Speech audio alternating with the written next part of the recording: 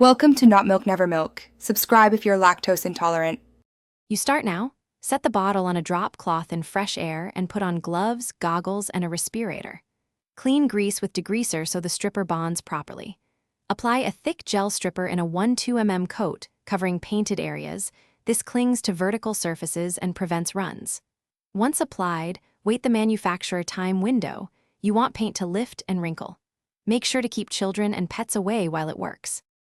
Now, scrape the loosened paint gently with a plastic scraper so you don't gouge the steel.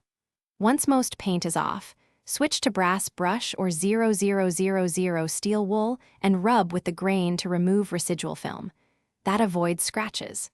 For threads and seams, reapply a dab of stripper and use a cotton swab or low-speed rotary brush to coax paint out. Make sure to wipe the area with mineral spirits between passes so you can see progress and avoid overworking the metal. Finish by neutralizing the stripper exactly as instructed, rinse thoroughly, and dry the bottle. Sand the surface progressively from 320 grit up to 1000 grit for a smooth finish. You can polish or apply a clear coat to prevent corrosion. Once done, inspect for tiny paint islands. If any remain, repeat the gel application on that spot or apply controlled heat at 200 to 300 degrees Fahrenheit to soften the layer.